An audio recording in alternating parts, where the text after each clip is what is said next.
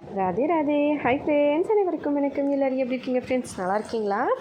காலையில் எந்திரிச்ச உடனே வெளியில் வந்தால் நல்லா வெளிச்சமாக இருந்தது இன்றைக்கி. அப்பா லேட்டாக தான் கிளம்புனாங்க, இப்போ தான் கிளம்புனாங்க. இப்போ கொஞ்சம் உடம்பு சரியில்லை, நல்லா லேட்டாக எழுந்திரிச்சாங்க. அதோட எங்களோட பூஜை நாள் இன்றைக்கி கிடையாது, வேற ஒருத்தவங்களோட பூஜை நாள். அதனால் கொஞ்சம் லேட்டாக தான் கிளம்புனாங்க. பசங்க நல்லா தூங்கிட்டு இருந்தாங்க. அவங்கள எழுப்பி விட்டுட்டு நான் கொஞ்சம் ஃப்ரெஷ்அப் ஆகிட்டு டைம் பார்த்தா 4:50 ஆகிடுச்சு. அதுக்கப்புறம் பெட்டெல்லாம் அப்பா தூங்கி எழுந்திரிச்சிட்டு அந்த பெட்டெல்லாம் எடுத்து வச்சுட்டு அதுக்கப்புறமா வெளியில் கேட் திறந்ததுனால கேட்டை சாத்திட்டு அதுக்கப்புறமா உள்ளுக்குள்ளே வந்தேன். உள்ளே வந்த உடனே கொஞ்சம் நேரம் பசங்களை எழுப்புனதுனால அவங்க படிச்சுட்டு இருந்தாங்க. நான் தண்ணி கொடுத்தேன். 2 பேரும் பொறுமையாக உட்காந்து கொஞ்சம் நேரம் தண்ணி குடிச்சிட்டு அதுக்கப்புறம் நானும் கொஞ்சம் கொஞ்சமாக பொறுமையாக தண்ணி குடிச்சிக்கிட்டேன். எப்போவுமே காலையில் முதல் தண்ணி குடிக்கிறீங்கன்னா உடனே டகடகன்னு குடிக்காதீங்க. கொஞ்சமாக ஃபஸ்ட்டு ஒரு 2-3 முடுங்கு குடிங்க. அதுக்கப்புறமா பொறுமையாக குடிங்க. நான் இதை ஏற்கனவே வீடியோவில் நிறைய சொல்லியிருந்தேன். இப்போ நான் ஆல்ரெடி குடிச்சிருந்தேன். அந்த கிளிப் கொஞ்சம் ட்ரெஸ்ஸிங் சரியாக இல்லைனால நான் கட் பண்ணிவிட்டேன். அதுக்கப்புறம் எங்கள் பையன் மாமா ஃபோன் நீங்கள் வீடியோ எடுக்கிறீங்களா, நான் பிடிக்கிறேன்னு சொல்லிவிட்டு அவர் கொஞ்சம் இந்த பக்கம் அந்த பக்கம் திருப்பி அவர் பார்த்துக்கிட்டு இருந்தார், சின்னவர். அதுக்கப்புறம் நான் யோகா பண்ண ஆரம்பிச்சிட்டேன். எப்போவும் ரெகுலராக பண்ணுற யோகாஸ் ஒரு சிலது தாங்க. நான் ஃபஸ்ட்டு நம்ம சென்னையில் இருக்கும்போது ட்ரெஸ்ஸிங் மாதிரி போடுறதுனால அது நம்ம ஓகே. இப்போ சேரீ கட்டுறதுனால அந்தளவுக்கு கொஞ்சம் கம்ஃபர்டபுளாக இருக்காது. அதனால் ஒரு சில யோகா எனக்கு எது கம்ஃபர்டபுளாக இருக்கோ அதை மட்டும் பண்ணுவேன். அப்பப்போலாம் வேறு மாதிரி இருக்கும். சுடிதார்லாம் போடுறதுனால ஈஸியாக நம்ம பண்ணிக்கலாம். இது கொஞ்சம் சாரீ கட்டிட்டு பண்ண முடியாது, கொஞ்சம் அன்கம்ஃபர்டபுளாக இருக்கும். அதுவும் ஒடிஷாவில் இப்போ நான் மருமகளாக அந்த வீட்டில் இருக்கும்போது ட்ரெஸ்லாம் போட்டால் நல்லா இருக்காது. ஒடிஷா கல்ச்சர் ரொம்ப பேக்கில் இருக்கும், ஆல்ரெடி நிறைய பேருக்கு தெரிஞ்சிருக்கும். ஆனால் சென்னையில் அப்படி கிடையாது. நான் ட்ரெஸ்லாம் வியர் பண்ணுவேன். ஹஸ்பண்ட் கண்டிப்பாக எப்போவுமே வியர் பண்ண சொல்லுவாங்க. நான் வீட்லேயுமே அப்பா அம்மாலாம் அதெல்லாம் கண்டுக்க மாட்டாங்க. வீடியோ கால் பண்ணும்போது மட்டும் தலையில் துணி வச்சுட்டு பேசுவேன் ஃபோன் பண்ணும்போது. அதுக்கப்புறம் நம்ம சேரில் உட்கார்ற மாதிரி அந்த அதுக்கப்புறம் ஒரு 2-3 யோகா பண்ணேன். நல்லா வெயிட் போட்டுட்டேன். இதுக்கப்புறம் வெயிட் லாஸ் பண்ணுறதுக்காக டயட் எடுக்கணும் போல். பசங்களும் அதுக்கப்புறம் கொஞ்சம் நேரம் யோகா பண்ண சொன்னேன். அவங்களும் அவங்களுக்கு சின்ன பசங்களுக்கு சொன்ன மாதிரி 2-3 யோகா பண்ணிட்டு இருந்தாங்க. அதுக்கப்புறம் தலையில் 2 பேருக்கும் எண்ணெய் வச்சு இந்த மாதிரி தலையை சீவி விட்டுட்டேன். இவர் ஃபோனை அந்த பக்கம் பிடிச்சி நான் இங்கே கேமரா எடுக்கிறேன் அங்கே கேமரா எடுக்கிறேன் சுற்றிக்கிட்டே இருந்தார். நான் கரெக்டாக பிடிக்க சொல்லிவிட்டு அதுக்கப்புறம் தலையில் எண்ணெய் வச்சு தலை சீவினேன். தலை சீவிட்டு வெளியில் பார்த்திங்கன்னா வீட்டு வாசலில் ஃபுல் அண்ட் ஃபுல் ஒட்டடையாக இருந்தது. இப்போ ஹஸ்பண்ட் வீட்டுக்கு வந்திருந்த அந்த டைமில் அடித்து விட்டாங்க. நான் வெளியில் வரமாட்டேனால இப்போ காலையில் விடிய காலமாக இருக்கனால யாரும் மோஸ்ட்லி வெளியே வரமாட்டாங்க 5:30 மணி போல். அதனால் நான் என்ன பண்ணேன்னா டக்குன்னு வெளியில் அடிச்சிடலாம் அப்படின்னு சொல்லிட்டு யாராச்சும் வர மாதிரி இருந்தால் நான் உள்ளுக்குள்ளே போயிடுவேன். கதவு திறந்து வச்சுருந்தேன். அதுக்கப்புறம் இந்த மாதிரி ஒரு பைப்பில் ஹஸ்பண்ட் ரெடி பண்ணி வச்சுருந்தாங்க. இந்த டயர் மாதிரிலாம் போட்டு கட்டி தொடப்பை ஒரு பழைய தொடப்பத்தை வச்சு இந்த மாதிரி கட் பண்ணி ரெடி பண்ணி வச்சுருந்தாங்க. ஏற்கனவே ஒரு பிளாஸ்டிக் கவரில் ஒன்று ரெடி பண்ணியிருந்தேன். அது ரொம்ப பழசாயிடுச்சு அப்படின்றதுனால அதை நான் எடுத்து போட்டுட்டு இதை ரெடி பண்ணிவிட்டு இப்போ அடிச்சுக்கிட்டு இருந்தேன். ஏன்னா இதில் நல்லா நம்ம தேய்ச்சி அடித்தா தான் அந்த ஒட்டடை விடும் சீட்டில். அதனால் எல்லா பக்கமும் பொறுமையாக அடிச்சுட்டு இருந்தேன். ஒரு ரூமுக்கு ஒரு நாளைக்கு நம்ம செவ்வாய்க்கிழமை அடிக்க மாட்டேன், சனிக்கிழமை அடிக்க மாட்டேன், வியாழக்கிழமை அடிக்க மாட்டேன். அந்த மாதிரி ஒரு கிழமை பார்த்து அடிக்கிறதுனால இன்றைக்கி அடிச்சுக்கலாம் அப்படின்னு சொல்லிட்டு அடித்தேன். அதுக்கப்புறம் இந்த மாதிரி பொறுமையாக தேய்ச்சி அடிக்கணும், இல்லைனா அந்த ஒட்டடை அப்படியே இருக்கும். இப்போ ஃபுல்லாக எல்லா பக்கமும் ஒட்டடையை அடிச்சுட்டு மழை வர மாதிரி இருந்துச்சு. சரி போயிட்டு ஃபஸ்ட்டு குளிச்சிடலாம் அப்படின்னு பார்த்தேன். அதுக்குள்ளே அம்மா பூ எடுத்துகிட்டு வந்தாங்க கோயிலாண்டேருந்து காலையிலேயே. ஏற்கனவே சொல்லியிருந்தேன் மாமியாருக்கு இப்போ ரீசெண்டாக கண் ஆப்ரேஷன் பண்ணியிருக்கிறதுனால அவங்களால கொஞ்சம் நிறைய வேலையெல்லாம் செய்ய முடியாது. மோஸ்ட்லி அவங்க எந்த வேலையும் செய்ய மாட்டாங்க. ஜஸ்ட்டு கடைக்கு போயிட்டு வர்றது, ஏதாவது வாங்கிட்டு வர்றது, அந்த மாதிரி இப்போ பால் வாங்கிட்டு கொடுக்குறது அதுதான் பண்ணுவாங்க. அந்த பக்கம் வீட்டிலேருந்தே கொண்டு வரது. அதுக்கப்புறம் வீட்டில் சாமிக்கு பூ கட்டுறது இந்த வேலைலாம் பார்ப்பாங்க. மோஸ்ட்லி வயசானவங்க ஒடிஷாவில் நிறைய வேலை செய்ய விட மாட்டாங்க. ஜஸ்ட்டு அவங்களால முடிஞ்சது கொஞ்சம் அப்படி செய்ய சொல்லுவாங்க. அப்படி தான் இங்கேயும் செய்வாங்க. அந்த பக்கம் நாத்தனார் அதாவது ஓரக்குத்தி இருக்க வீட்டில் அந்த பக்கம் செய்வாங்க. இங்கே நான் எந்த வேலையுமே சொல்ல மாட்டேன். அம்மாவுக்கு வயசாகிடுச்சு அவங்களுக்குனால நம்ம எதுவும் சொல்லக்கூடாது அப்படின்னு சொல்லிட்டு நான் மோஸ்ட்லி வேலை வாங்க மாட்டேன். பால் மட்டும் கொண்டு கொடுப்பாங்க. அதுக்கப்புறமா அவங்க சாப்பிட்றதுக்கு ஏதாவது வேணும்னா கொடுப்பேன், சாப்பிடுவாங்க, கிளம்புவாங்க. அவ்வளோதான், எந்த வேலையும் சொல்ல மாட்டேன். பூ கொண்டு வந்தோடனே நீங்கள் உட்காருங்க நானே கட்டுறேன்னு சொல்லிட்டு கட்டினேன். அவங்க நேற்று ஃபுல்லாகவே நானே கட்டிகிட்டே இருந்தேன், உட்காந்துட்டு இருந்தாங்க. இன்றைக்கி நான் கொஞ்சமாக கட்டுறேன் அப்படின்னு சொன்னாங்க. கொஞ்சமாக நூல் கொடுன்னு சொல்லி கேட்டாங்க. அதனால் நான் இதுலேருந்து நூல் கொஞ்சம் எடுத்து கொடுத்தேன். அவங்களும் கொஞ்சம் கொஞ்சமாக கட்ட ஆரம்பித்தாங்க. நானும் இந்த பக்கமாக பூ ஃபுல்லாக கட்டிட்டேன். பூ எப்போவுமே இந்த மாதிரி ஒரு பெரிய தட்டு ஃபுல்லாக கொண்டு வருவாங்க. ஆல்ரெடி சொல்லியிருந்தேன் இல்லைங்களா, ஒடிஷாவில் வந்து காலையில் எல்லோரும் கிராமத்தில் லேடிஸும் சரி ஜென்ஸும் சரி அவங்க வீட்டில் இருக்கவங்க காலையில் எழுந்திரிச்சு விடிய காலையில் 4 மணிக்கே வந்து டார்ச் போட்டுட்டு இந்த மாதிரி பக்கத்தில் எங்கெல்லாம் பூச்செடி இருக்கோ அவங்க வீட்லேயோ அந்த மாதிரி இடத்துல பறித்து கொண்டு வந்து கோயிலாண்ட கொடுத்துட்டு போவாங்க. அவங்க கொடுத்துட்டு போன அப்புறமா நாங்கள் வந்து கட்டிப்போம். வீட்டில் வந்து நான் கட்டுவேன். அம்மா வந்து கோயிலாண்டேருந்து கொண்டு வந்து வீட்டில் கொடுப்பாங்க. அதுக்கப்புறம் நான் கட்ட ஆரம்பிப்பேன். இந்த மாதிரி எவ்வளோ பூ கொண்டு வந்தாலும் எத்தனை தடவை கொண்டு வந்தாலும் கட்டிப்போம். அப்பா வந்து கோயிலில் வேலை பார்த்துட்டு இருப்பாங்க. நம்ம கட்டி கொண்டு போயிட்டு கொடுத்தோம்னா அப்பா அதுக்குள்ளே சாமி பூஜையெல்லாம் முடிச்சிருப்பாங்க. கரெக்டாக வந்து நம்ம பூ கட்டி கொடுத்த உடனே சாமிக்கு வந்து அணிவிச்சிட்டு பூஜை பண்ணுவாங்க.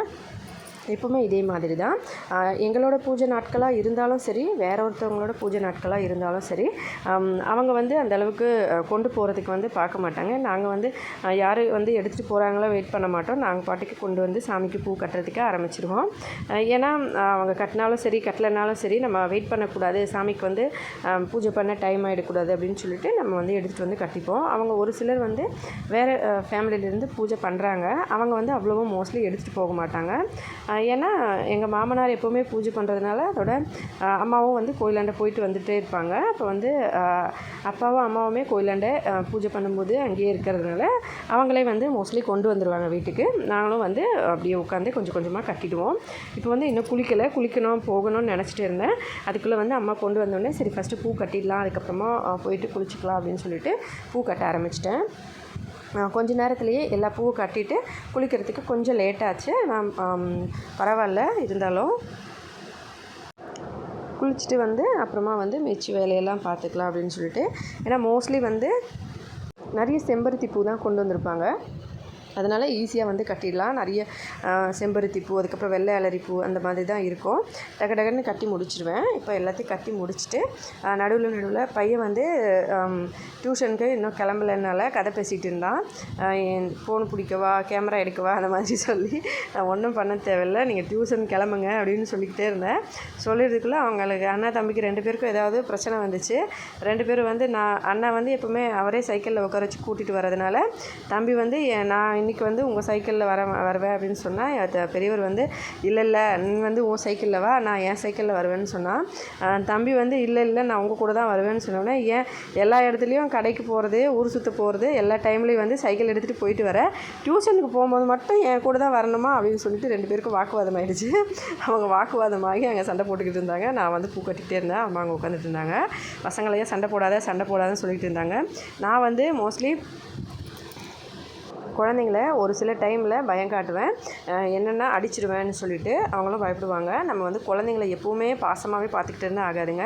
ஒரு சில டைமில் சண்டை போடாதீங்க, இது பண்ணாதீங்கன்னு சொல்லி ஒரு சில விஷயங்களில் நம்ம குழந்தைங்கள கண்டிப்பாக வந்து பயமுடுத்துறதுல தப்பு இல்லை. அந்த மாதிரி தான் நானும் அவங்கள டியூஷனுக்கு அனுப்பிட்டு இந்த பக்கம் பூவெல்லாம் ஃபுல்லாக கட்டியாச்சு.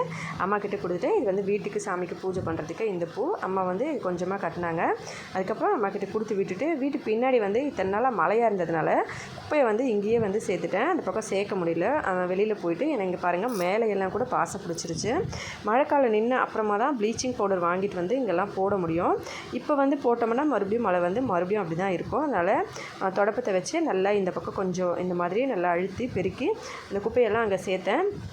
மறுபடியும் மழை வரும், அதனால் சரி அந்த பக்கம் கொண்டு போகல, இதை வந்து இங்கேயே தான் வச்சுருந்தேன். இப்போ மழை வந்து வரலைன்னா அந்த டைமில் இதை எடுத்துகிட்டு போயிட்டு அந்த பக்கமாக அப்படியே வந்து கொட்டி நெருப்பு வச்சா நல்லா எரிஞ்சிடும். அதுக்கப்புறமா அந்த இடம் குப்பையாக இருக்காது. மறுபடியும் இன்னும் கொஞ்சம் குப்பையாச்சுன்னா அதே மாதிரி சேர்த்து வச்சு கொளுதி விட்டுருவேன். இப்போ இங்கெல்லாம் ஃபுல்லாக வந்து செடியாகவும் இந்த மாதிரி குப்பையாகவும் இருக்குது. நிறைய வந்து குப்பையாகிடும். மோஸ்ட்லி எனக்கு வந்து இந்த மம்மட்டியில் வச்சு வேலை செய்ய அந்தளவுக்கு தெரியாதுங்க. எனக்கு வந்து பழக்கம் இல்லை. அதனால் வந்து எனக்கு இந்த இடம் சுத்தம் பண்ண தெரியாது. அப்போ கூட ஒரு சில டைமில் கொஞ்சம் கொஞ்சமாக வந்து தூரமாக இருந்து பிடிச்சி இப்படி கொத்தி எடுத்துருவேன். ஹஸ்பண்ட் தான் வந்து சுத்தம் பண்ணுவாங்க. எப்போவுமே ஹஸ்பண்ட் பண்ணுவாங்க. என்னோடய அம்மா வந்து வீட்டுக்கு வந்திருந்தாங்கன்னா அவங்க வந்து ஒரு சில டைமில் வந்து இங்கே மம்மட்டி வச்சு நோண்டுறதுக்கு வருவாங்க.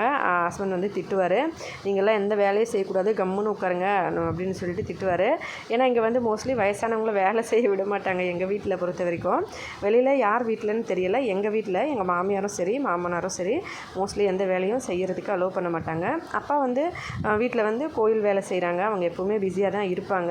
ஈவினிங் டைமில் ஏதாவது செடியெல்லாம் இந்த மாதிரி உட்காந்து மம்மட்டி வச்சு கட் பண்ண பிடுங்குறது, இல்லை வெட்டுறது அது மாதிரி பண்ணாங்களாவே ஹஸ்பண்ட் வந்து திட்டுவாங்க, நீங்கள் எந்த வேலையும் பண்ணாமல் கம்முன்னு உட்காருங்க அப்படின்னு சொல்லிட்டு, நாம் பார்த்துக்குறோம் அப்படின்னு சொல்லுவாங்க. ஆள் வச்சு கூட க்ளீன் பண்ணிக்கலாம், நீங்கள் உட்காருங்கன்னு சொல்லி மோஸ்ட்லி வந்து ஒரு ஆள் வந்து கூட்டிகிட்டு வந்து விடுவோம். அவங்க ரெடி பண்ணிவிடுவாங்க.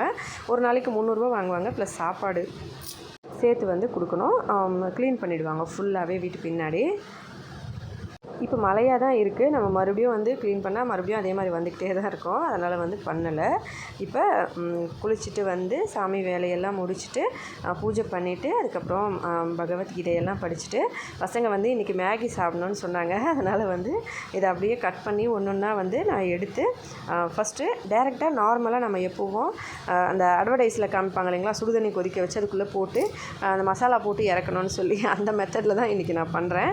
நிறைய வெஜிடபிள்ஸ்லாம் கட் பண்ணி அந்த மாதிரியெல்லாம் போடலை. பசங்க வந்து இப்போ வந்துடுவாங்க டியூஷன்லேருந்து. காலையிலே வந்து சத்துவா சுண்ணா சாப்பிட சொன்னால் அவங்க சாப்பிடல.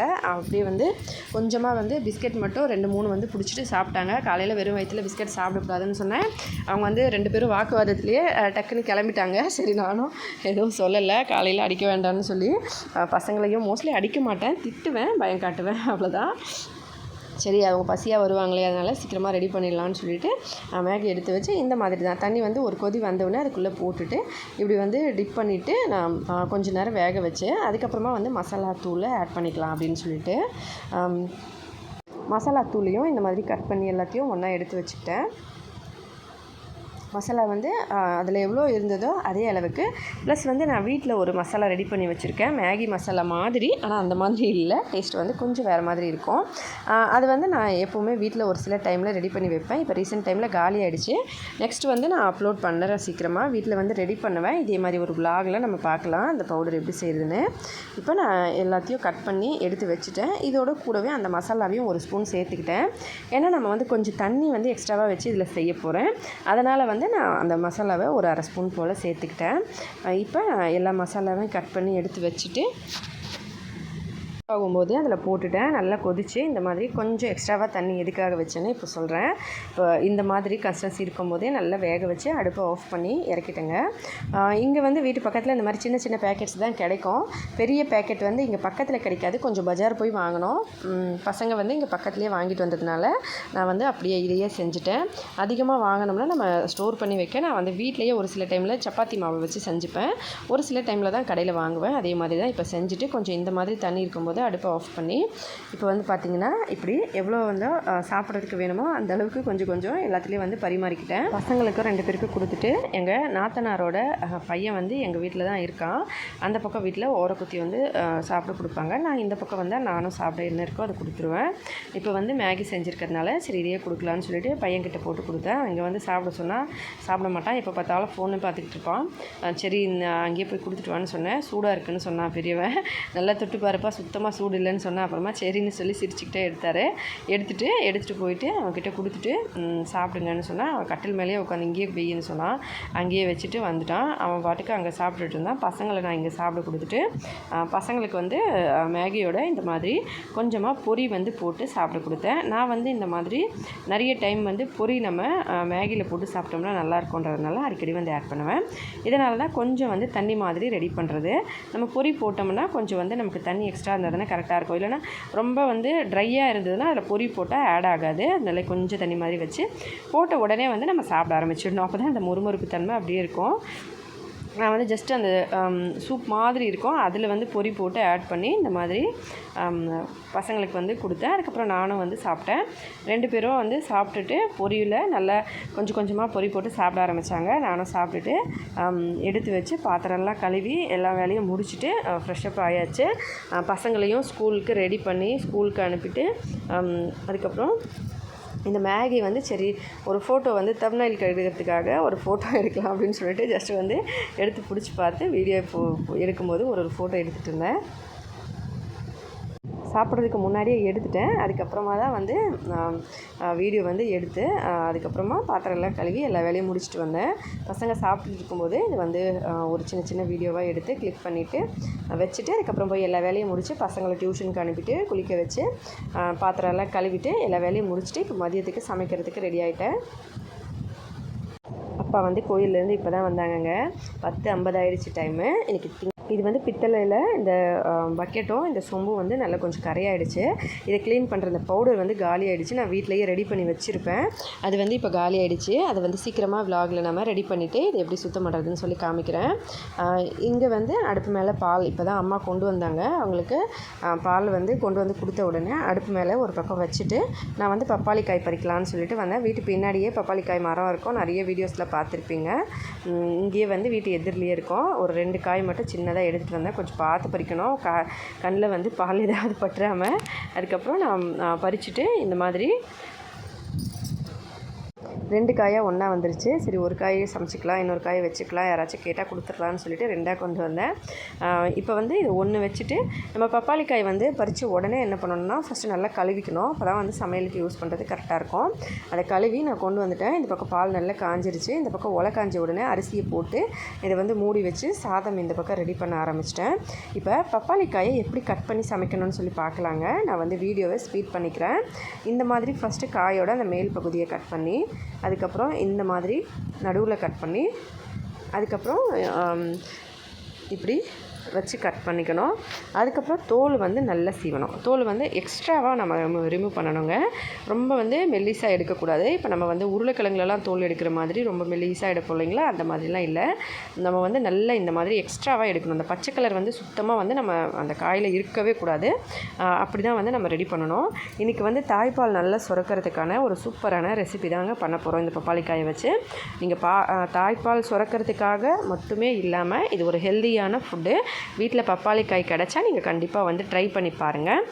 ஜஸ்ட்டு இந்த ரெசிபி தாய்ப்பால் நல்லா சுரக்கிறதுக்கு சாப்பிடலாம் அப்படின்னு தான் சொல்கிறேன்.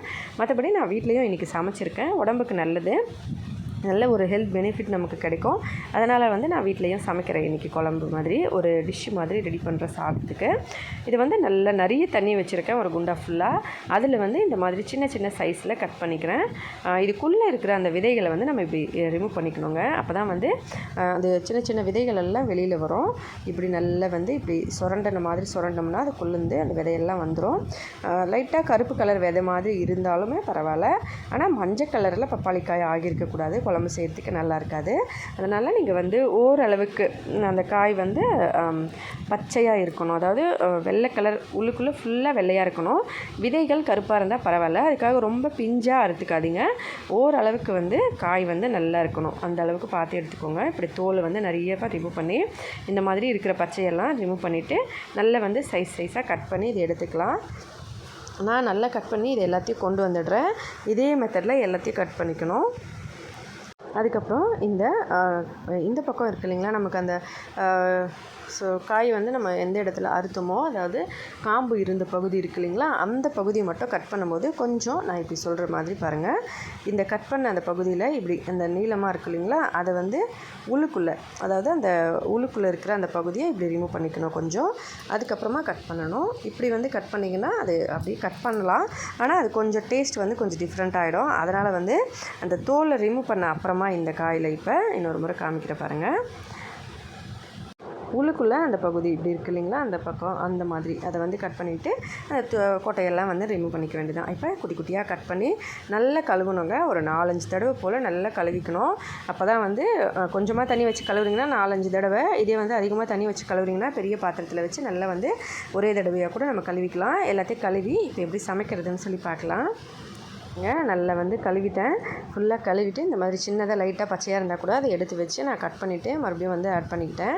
இப்போ நல்லா 2-3 தடவை தண்ணி ஊற்றி நல்லா சுத்தமாக கழுவி எடுத்து அப்புறமா அடுப்பில் குக்கர் ஒன்று வச்சுக்கலாம். அதில் கொஞ்சமாக வந்து துவரம்பருப்பு சேர்த்துருக்கேன். உங்களுக்கு வீட்டில் நீங்கள் ரெகுலராக என்ன பருப்பு சேர்ப்பீங்களோ அதே பருப்பு சேர்த்துக்கோங்க. பருப்பு வந்து கடலைப்பருப்பு, துவரம்பருப்பு, அந்த மசூர் டால் சொல்லுவோம் இல்லைங்களா, அந்த மைசூர் பருப்பு, அந்த மாதிரி எது நீங்கள் சாப்பிடுவீங்களோ அதையே வந்து எடுத்துக்கோங்க. ஆனால் நம்ம அதை சேர்த்து செய்யும்போது கண்டிப்பாக பெருங்காய பவுடர் வந்து கொஞ்சம் ஆட் பண்ணிக்கணும். அப்போ தான் வந்து நல்ல ஜீரண சக்தி அதிகரிக்கும். அதனால் கொஞ்சம் பெருங்காய பவுடர் சேர்த்து இந்த மாதிரி நல்லா வந்து உள்ளுக்குள்ள அந்த விதைகள் சுத்தமாக இல்லாமல் கட் பண்ணிவிட்டு, இப்போ பருப்பு, இந்த பப்பாளி காய் நம்ம கட் பண்ணது, ஒரு தக்காளி, கொஞ்சமாக மஞ்சத்தூள், கொஞ்சம் உப்பு, பெருங்காய பவுடர், இது எல்லாத்தையும் சேர்த்து கொஞ்சமாக தண்ணி தேவையான அளவுக்கு ஊற்றி ஒரே ஒரு விசில் வச்சு எடுத்துக்கோங்க. ஹை ஃப்ளேமில் ஒரே விசில் தான், அதிகமாக விட்டுறாதீங்க, ஒரே விசில் விடுங்க. இப்போ இதை நான் மூடி அடுப்பு மேலே வச்சுக்கிறேன். தண்ணி வந்து தேவையான அளவுக்கு வச்சுக்கோங்க. நான் இன்னும் கொஞ்சம் சேர்த்துக்கிறேன். எல்லாத்தையும் ஒன்றா சேர்த்து ஒரு விசில் விட்டு எடுத்துக்கலாம். மாமியார் வந்து ஆப்ரேஷன் பண்ணியிருக்கிறதுனால கொஞ்சம் ஃப்ரூட்ஸ்லாம் நல்லா கொடுக்கலான்னு சொல்லி பேரிச்சம்பழம், அதுக்கப்புறம் இந்த மாதிரி ஆப்பிள், மாதுளம்பழம் இதெல்லாம் வாங்கி வந்து வச்சுருந்தோம். அதில் சரி அவங்களுக்கும் தினமும் வந்து ஈவினிங் டைமில் ஜூஸ் போடுறதில்ல, இன்றைக்கி சரி கொஞ்சம் காலையில் அவங்களுக்கு போட்டு கொடுக்கலான்னு சொல்லி வெறும் மாதுளம்பழம் 2 மாதுளம்பழத்தை கட் பண்ணி அதை வந்து ஃபுல்லாக கொட்டையெல்லாம் எடுத்து நல்லா வந்து கிரைண்டிங் பண்ணி அவங்களுக்கு கொடுத்தேன். அவங்க குடிச்சிட்டு அதுக்கப்புறம் கிளம்புனாங்க. அவங்க போன அப்புறமா நான் வந்து இந்த பக்கம் சமையல் பார்த்துக்கிறேன். சமைக்கிறதுக்கு ஈஸியாக வந்து ஒரு குக்கரில் வந்து ஒரு விசில் வச்சு எடுத்து இறக்கி வச்ச அப்புறமா ஃபுல்லாக வந்து அந்த ப்ரெஷர் இறங்கின அப்புறமா வந்து நான் அதை குக்கரை வந்து ரிமூவ் பண்ணி எல்லாத்தையும் வெளியே எடுத்து இப்போ அடுப்பு மேலே ஒரு கடாய் வச்சு நல்ல ஒரு கைப்பிடி அளவுக்கு சீரகம் சேர்த்துருக்கேன். இந்த சீரகத்தை நல்லா வறுக்கணுங்க. வாசம் வர மாதிரி நல்ல வந்து வாசனை வந்து படன்னு பொரிஞ்சு வரணும். அந்த அளவுக்கு நம்ம இந்த சீரகத்தை வறுக்க போகிறோம். இதை வறுக்கும் போது இதில் ஒரே ஒரு பட்டை வந்து வாசனைக்காக தான், ப்ளஸ் வந்து நமக்கு டேஸ்ட்டும் இருக்கணும் இல்லைங்களா சாப்பிட்றதுக்கு. தண்ணி பரிவாய் அப்படின்னு சொல்லுவாங்க, அதாவது தண்ணி காய்கறிகள் சொல்லுவோம் இல்லைங்களா, அதில் தான் பப்பாளி காயும். அதனால் டேஸ்ட் நல்லா இருந்தால் தான் சாப்பிட்றதுக்கு நல்லாயிருக்கும். அதனால் ஒரு காஞ்ச மிளகாய், கொஞ்சம் பட்டை சேர்த்து இதை நல்லா வறுத்துக்கலாம். அதாவது நீர் சத்து நிறைந்தது. அதனால் வந்து நான் எக்ஸ்ட்ராவாக கொஞ்சம் மசாலா ஆட் பண்ணுறேன். குக்கர் வந்து இந்த பக்கம் பார்த்திங்கன்னா நல்லா வந்து வெந்திருந்துச்சு. ஒரே ஒரு விசிலில் பருப்பு வந்து இந்த மாதிரி பருப்பு வந்து 3/4 பாகம் வெந்திருந்தால் போதும். அதுக்கப்புறமா நம்ம அடுப்பை ஆஃப் பண்ணணுமா, அதுவே வந்து நல்லா இந்த மாதிரி மிக்ஸ் ஆகிக்கும். இப்போ நல்லா கலந்து விட்டு, ஒடிஷாவில் வந்து நிறைய வேக விட மாட்டாங்க பருப்பை, அதனால் நான் நல்லா வேக விடலை.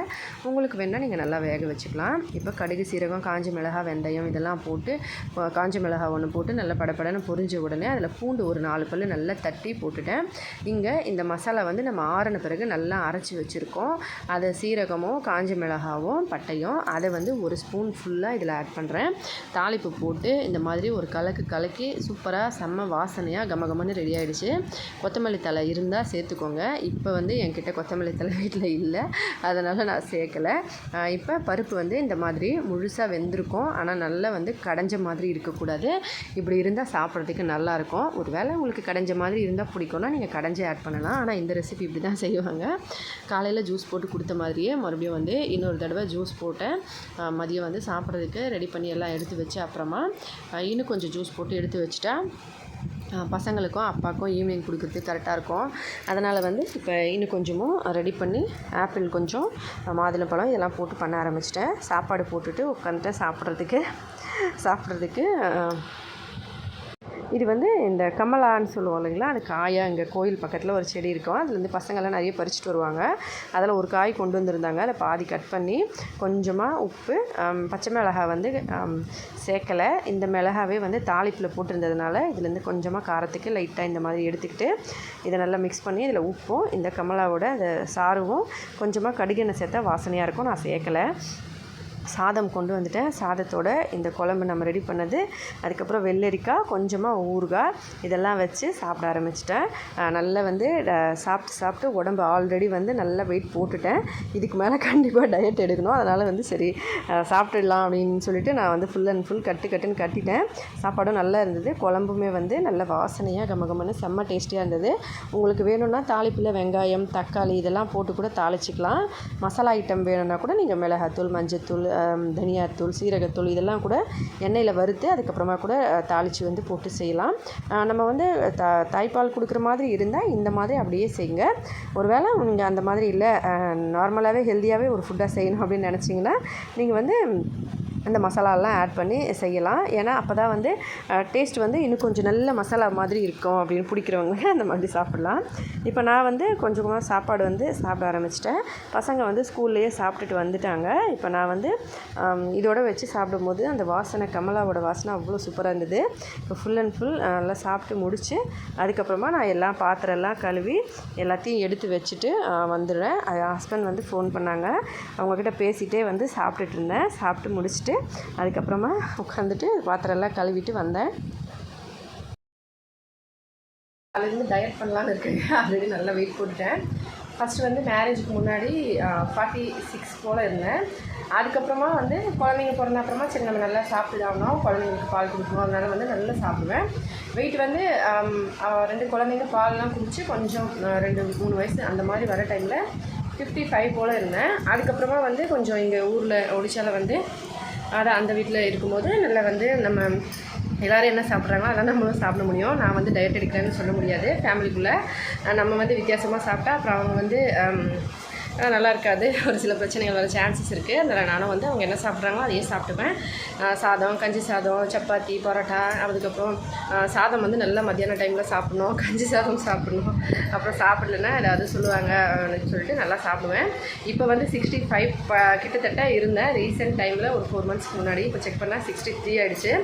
ரொம்ப அதிகமாக வெயிட் வந்து ஆகிடுச்சு. அதனால் கண்டிப்பாக வந்து டயட் இருக்கணும் அப்படின்னு சொல்லி பிளான் பண்ணியிருக்கேன். நைட்டுக்கு வந்து எதுவும் சமைக்க போகிறதில்ல. பசங்களுக்கு வந்து சாதம், டால்மா இருக்குது ஆல்ரெடி. இந்த இப்போ செஞ்ச அந்த குழம்பு, அதாவது பப்பாளி காய் வச்சு செஞ்சிருந்தேங்க, அது வந்து வச்சுருக்கேன் ஆல்ரெடி. அதுக்கப்புறமா குழந்தைங்களுக்கு மட்டும் ஊறுகாய் வச்சு கொடுத்தா சாப்பிட்ருவாங்க. வேறு எதுவும் பொரியல்லாம் பண்ண சொல்லி கேட்க மாட்டாங்க. ஜூஸ் வந்து பண்ணியிருக்கேன். ஜூஸ் குடிச்சுப்பாங்க ஈவினிங் டைமுக்கு. அதுக்கப்புறம் எப்பவும் போல் வீடு வாசல்லாம் பெருக்கி சாயங்காலம் பூஜை பண்ணுறது நான் ஆல்ரெடி நிறைய விளாக்ஸில் காமிச்சிருப்பேன். அந்த மாதிரி பூஜை பண்ணிவிட்டு அதுக்கப்புறம் ஜூஸ் வந்து அப்பாவுக்கு பசங்களுக்கெல்லாம் கொஞ்சம் கொஞ்சம் கொடுத்துட்டு நான் வந்து கொஞ்சமாக குடிச்சுப்பேன். அதுக்கப்புறம் நைட்டுக்கு வந்து ஜூஸோடு சேர்த்து கொஞ்சம் அவல் பொரியல் மாதிரி பண்ணி வச்சுருக்கேன். அதாவது பொரியல்னால் எப்படின்னா வெறுமனா அடுப்பு மேலே கடாய் வச்சு எண்ணெய் ஊற்றி அதில் சீரகமும் காஞ்ச மிளகாவும் உப்பும் கருவேப்பிலையும் வெங்காயமும் போட்டு அவல் போட்டு நல்லா வறுத்துட்டு மொறுன்னு அவல் கிறிஸ்பியான ஒரு ஸ்நாக்ஸ் மாதிரி அந்த ஸ்நாக்ஸை கூட அதை சாப்பிட்டுட்டு அதோட கூட வந்து கொஞ்சம் கொஞ்சம் ஜூஸ் குடிச்சுப்பேன். இது வந்து நைட்டுக்கு எனக்கு சாப்பிட்றதுக்கு. பசங்களுக்கு வந்து ஆல்ரெடி இப்போ செஞ்ச சாதமும் நான் குழம்பு ரெடி பண்ணலைங்களா, அந்த குழம்பும் இருக்குது. ப்ளஸ் வெள்ளரிக்காய் இருக்குது. தேவைப்பட்ட அப்பளம் வறுத்துப்பேன். நான் பசங்க வந்து வேறு எதுவும் கேட்க மாட்டாங்க. அதோட கூடவே வெள்ளரிக்காய் ஊறுகாய் வச்சு கொடுத்தா சாப்பிட்டுப்பாங்க. இதான் நைட்டுக்கு ஃபுட்டு. இப்போ சாயங்காலம் ஆன உடனே எல்லா வேலையும் முடிச்சுட்டு மீதி இருக்கிற வேலையெல்லாம் பாத்திரம்லாம் இருக்கிறது கொஞ்சம் இப்போ ஜூஸ் போட போகிறேன். ஜூஸ் போட்டுட்டு பாத்திரம்லாம் கழுவி வச்சுட்டு வீடு வாசல்லாம் பெருக்கிட்டு வீட்டுக்கு தேவையான அளவுக்கு தண்ணி கொண்டு வந்து வச்சுட்டு அதுக்கப்புறமா வந்து சாயங்காலம் எப்படி பூஜை பண்ணுவேன்னு சொல்லி நிறைய விளாக்ஸில் காமிச்சிருப்பேன். அதே மாதிரி சாமிக்கு பூஜை பண்ணிவிட்டு அதுக்கப்புறம் கொஞ்சம் நேரம் பகவத்கீதை படிச்சுட்டு பசங்க டியூஷன்லேருந்து வந்த உடனே அவங்களுக்கு டியூஷன்லேருந்து வந்த அந்த ஹோம்ஒர்க்லாம் கொஞ்சம் படிக்க சொல்லுவேன். அவங்க கொஞ்சம் ஹோம்ஒர்க்லாம் முடிச்சுட்டு அதுக்கப்புறமா அவங்க ஜூஸ்லாம் ரெடி பண்ணி வச்சுருக்கேன். அந்த ஜூஸ் வந்து கொஞ்சம் கொஞ்சம் கொடுத்துருவேன். அப்பாவுக்கும் கொடுத்துட்டு அவங்க 3 பேரும் குடிச்சுப்பாங்க. அதுக்கப்புறம் நைட்டுக்கு வந்து ஒரு 2 மணி நேரம் படிச்சுட்டு பசங்க அதுக்கப்புறமா கொஞ்சம் நேரம் ஒரு 1 ஹவர் போல் டிவி பார்ப்பாங்க. டிவி பார்த்து முடிச்சுட்டு கொஞ்சம் நேரம் கழித்து படுப்பாங்க. ஒரு 9 மணிக்குள்ளவே 8 to 9க்குள்ளே வந்து பசங்க தூங்குவாங்க. அதுக்கப்புறம் அப்பாவுக்கு வந்து பாயெலாம் போட்டுட்டு எங்களுக்கும் பசங்களுக்கும் பாய் போட்டுட்டு இந்த பக்கம் பாத்திரம் இருக்கிறது நைட்டுக்கு சாப்பிட்றது, இப்போ ஜூஸ் போட்டது எல்லா பாத்திரத்தை வச்சு கழுவிட்டு நைட்டு வந்து தூங்க வேண்டியதாங்க. அவ்வளோதாங்க இன்றைக்கி ஃபுல் டே விலாகு. ஆல்ரெடி வந்து நிறைய வீடியோஸில் வந்து நான் சொல்லியிருப்பேன் இந்த மாதிரி தான் பண்ணுறோன்னு சொல்லி. ஃபுல்லாக வந்து காமிச்சும் இருப்பேன். சாயந்தரத்தில் எப்படி பூஜை பண்ணுறேன், அதுக்கப்புறம் நைட்டுக்கு எப்படி பாத்திரம்லாம் கழுவி வைக்கிறேன், அந்த மாதிரியெல்லாம். இப்போ அது எல்லாமே ஃபுல்லாக சொன்னால் தினமும் ஒரே மாதிரி போர் அடிச்சிடும். அதனால் நான் அதை வந்து கொஞ்சமாக ஒரு சின்ன சின்ன இடத்துல வெறும் சொல்லிக்கிட்டு ஸ்கிப் பண்ணிவிட்டு அதுக்கு பதில் வேறு ஏதாவது ஒரு யூஸ்ஃபுல்லான ஒரு வீடியோவாக இருக்கட்டும் அப்படின்னு சொல்லி யோசிச்சிருந்தேன். எப்போவுமே ஒரே மாதிரி இருந்தால் போர் அடிச்சிடும் இல்லைங்களா. அதோட கண்டிப்பாக ஏதாவது ஒரு யூஸ்ஃபுல் டிப்ஸாக இருக்கணும். அதனால் என்னோடய பழைய வீடியோவிலேருந்து ஒரு யூஸ்ஃபுல் வீடியோ வந்து ஒன்று ஆட் பண்ணியிருக்கேன் பாருங்கள். இதில் வந்து குழந்தைங்களுக்கு வயிறு வந்து சரியில்லை, ரொம்ப வந்து அடிக்கடி வயிறு பிரச்சனை வருது, நல்லா சாப்பிட மாட்டேங்கிறாங்க அப்படின்னா இந்த மாதிரி வந்து செய்ய. ஒரு வாழை இலை இந்த மாதிரி நடுவில் இருந்து ஒரு இலையாக வந்து இப்படி கட் பண்ணி கொண்டு வாங்க. பெரிய மரமாக இல்லை, சின்ன மரத்துலேருந்து ஒன்று கொண்டு வாங்க. இது வந்து என்னோடய பழைய வீடியோ. இந்த பக்கம் வீடு கட்டி வந்த புதுசில் இந்த சமையல் ரூம்லாம் ரெடி பண்ணுறதுக்கு முன்னாடி நான் ரெடி பண்ண வீடியோ. மோஸ்ட்லி அந்தளவுக்கு வியூஸ் இல்லை, இருந்தாலும் சரி இப்போவாச்சும் யூஸ்ஃபுல்லாக இருக்கட்டும் அப்படின்னு சொல்லிட்டு நான் இங்கே வந்து ஆட் பண்ணுறேன். இந்த மாதிரி நிறைய வீடியோஸ் இருக்குது. ஏன்னா நம்ம சேனலில் நிறைய வீடியோஸ் நான் 2400 கிட்டத்தட்ட போட்டிருக்கேன்னா அந்த 8 இயர்ஸில் கண்டிப்பாக வந்து யூஸ்ஃபுல்லாக இருக்கணும் அப்படின்னு போட்டிருக்கேன். மோஸ்ட்லி நிறைய வீடியோஸ் வந்து வியூஸ் வரலை, ஆனால் அது கண்டிப்பாக யூஸ்ஃபுல்லாக இருக்கும் அப்படின்னு சொல்லி எனக்கு தோணும். ஏன்னா குழந்தைங்க மோஸ்ட்லி குர்குரே ஐட்டம்ஸு இந்த மாதிரி சாக்லேட் ஐட்டம் இதெல்லாம் சாப்பிட்டா வயிறு பிரச்சனை நிறைய வர சான்சஸ் இருக்குது. வியூஸ் இல்லைனாலும் பரவாயில்லன்னு சொல்லி நான் கண்டினியூவாக அப்லோட் பண்ணிக்கிட்டே இருந்தேன். அதனால் இது வந்து கண்டிப்பாக ஒரு யூஸ்ஃபுல்லாக இருக்கட்டும் அப்படின்னு சொல்லிட்டு இந்த வீடியோவோட ஆட் பண்ணுறேன். தினமும் வந்து இதுக்கு மேலே நல்ல ஒரு யூஸ்ஃபுல்லான வீடியோ, நாங்கள் வீட்டில் அடிக்கடி யூஸ் பண்ணுற ரெமெடிஸு, நல்ல ஒரு 100% ரிசல்ட் கொடுக்குற வீடியோஸ்லாம் ஒரு விளாகில் ஒரு கிளிப்பாக வந்து ஆட் பண்ணலாம். உங்களுக்கு வேண்டாம்னா இதை வந்து ஸ்கிப் பண்ணிக்கோங்க. யூஸ்ஃபுல்லாக இருந்தால் ட்ரை பண்ணுங்கள். குழந்தைங்களுக்கு வயிற்று பிரச்சனை அடிக்கடி வருது, வயிறு வலிக்குது, பசிக்குதுல சாப்பிடல அப்படின்னா இதை யூஸ் பண்ணுங்கள். இந்த வாழை இலையை நல்லா கழுவிட்டு அம்மியை நல்லா கழுவிட்டு அதை வச்சு நல்லா இடித்து இப்போ இதை வந்து இடிச்சிட்டு இதை வந்து சாறு எடுத்துக்கணும். சாறு வந்து இப்படி புழிஞ்சு இதை வந்து இப்படி அந்த தண்ணி மாதிரி இருக்கு இல்லைங்களா, அந்த சாறு வந்து எடுத்துக்கணும். இது வந்து கல்கண்டு ஆல்ரெடி நான் ஒரு பாத்திரத்தில் கொஞ்சம் தண்ணியில் கல்கண்டு போட்டு ஊற வச்சுருக்கேன். கல்கண்டு வந்து பெருசாக கல் மாதிரி இருக்கும் இல்லைங்களா, அந்த மாதிரி கல்கண்டு வாங்கி யூஸ் பண்ணுங்கள். இந்த டைமண்ட் ஷேப்பு அந்த மாதிரி எல்லாம் இருக்கிறத யூஸ் பண்ணாதீங்க. ஒரு வேளை கிடைக்கலன்னா அதை யூஸ் பண்ணுங்கள். கிடச்சிதுன்னு அப்படின்னா இந்த மாதிரி வந்து யூஸ் பண்ணுங்கள். பாருங்கள், நான் வந்து இங்கே எடுத்து தண்ணியில் ஊற வச்சுருக்கேன். நைட்டே வந்து தண்ணியில் போட்டு ஊற வச்சுருந்தது இது. அடுத்த நாள் வந்து காலையில் எழுந்திரிச்சு இந்த இலையை வந்து எடுத்து நசுக்கி அதில் வந்து கொஞ்சமாக சாறு எடுத்து ஒரு 2 ஸ்பூன் சாறு எடுக்கிறோம் அப்படின்னா ஒரு 3 ஸ்பூன் அளவுக்கு கல்கண்டு தண்ணி சேர்த்து குழந்தைங்களுக்கு காலையில் வெறும் வயிற்றில் கொடுக்கணும். இதை வந்து எங்கள் சின்ன பையனுக்கு நான் கொடுத்துருந்தேன். நல்லா வந்து ரிசல்ட்டும் கொடுத்தது அந்த டைமில். ஆனால் வியூஸ் இல்லை, பரவாயில்ல. இப்போ வந்து யூஸ்ஃபுல்லாக இருந்தால் மறக்காமல் உங்கள் ஃப்ரெண்ட்ஸுங்களுக்கும் சொல்லி ஷேர் பண்ணுங்கள். குழந்தைங்களோட வயிற்று பிரச்சனை எல்லாமே ஈஸியாக சரியாயிடும். இப்போ இதை காலையில் வெறும் வயிற்றில் குடிச்சிட்டு ஒரு 1/2 hour 1 hour கழித்து குழந்தைங்களுக்கு ஃபுட்டு கொடுங்க. வெறும் வயிற்றில் தான் கொடுக்கணும். ரொம்பவே நல்ல வேலை செய்யும். ஒரு 3 நாள் கொடுத்தீங்கன்னா போதும். அதுக்கப்புறம் தேவைப்பட்டால் மறுபடியும் அடுத்த மாதம் அதே மாதிரி ஒரு 3 நாள் போல் கொடுக்கலாம். இது ஒரு சூப்பராக வேலை செய்கிற ஒரு ரெமெடிங்க. அதனால தான் நான் வந்து இதை நடுவில் வந்து ஆட் பண்ணியிருந்தேன். ட்ரை பண்ணி பாருங்கள். ஏன்னா எப்போவும் வெறும் விலாகுனா நான் பண்ணுற வேலைகளே போட்டால் நல்லா இருக்காது. கண்டிப்பாக ஒரு யூஸ்ஃபுல்லான ரெமெடியும் இருக்கணும், இல்லை யூஸ்ஃபுல்லான ஒரு டிப்ஸ் இருக்கணும். அதனால் வந்து நான் அதை ஆட் பண்ணியிருக்கேன். அதுக்கப்புறமா இன்றைக்கி விலாகு இவ்வளோதாங்க. எல்லா வேலையும் முடிச்சுட்டேன். இப்போ வந்து எப்போவுமே வீட்டில் 1 லிட்டர் வந்து பால் வாங்குவேன். அந்த 1 லிட்டர் வாங்கிட்டு அதில் பாதியை வந்து ஜூஸ் போட்டுருவேன். பாதிக்கு மேலேயே கொஞ்சமாக தான் வந்து வீட்டில் வைப்பேன். இவ்வளோ பால் தான் வச்சுருக்கேன். ஈவினிங் வந்து மறுபடியும் மாதுளம்பழம், ஆப்பிள், கேரட், பீட்ரூட்லாம் கொஞ்சமாக சேர்த்து அதை வந்து ஒரு ஜூஸ் மாதிரி பண்ணி ஆல்ரெடி எடுத்து வச்சுருட்டேன். அது ஜூஸ் தான் இது. நீங்களும் வந்து வீட்டில் ஈவினிங் டைமில் இந்த மாதிரி ஜூஸ் பண்ணுவீங்க அப்படின்னா எல்லாத்துலேயும் கொஞ்சம் சேர்த்துக்கோங்க. பீட்ரூட், கேரட் இதெல்லாம் வந்து ஆட் பண்ணி ஏபிசி மால்ட் மாதிரி செஞ்சு கொடுங்க. இப்படி தான் நான் வந்து ரெடி பண்ணி வச்சுருக்கேன். தினமும் இதை ரெடி பண்ணுவேன். அவ்வளோதான் ஃப்ரெண்ட். இன்றைக்கி விலாக பிடிச்சிருந்தா மறக்காமல் லைக் பண்ணி ஷேர் பண்ணி சப்ஸ்கிரைப் பண்ணுங்கள். ஹெல்தியாக சாப்பிட்டு சந்தோஷமாக சேஃபாக பத்திரமா வருங்க. இதே மாதிரி இன்னொரு வீடியோவில் பார்க்கலாம். நன்றி, வணக்கம்.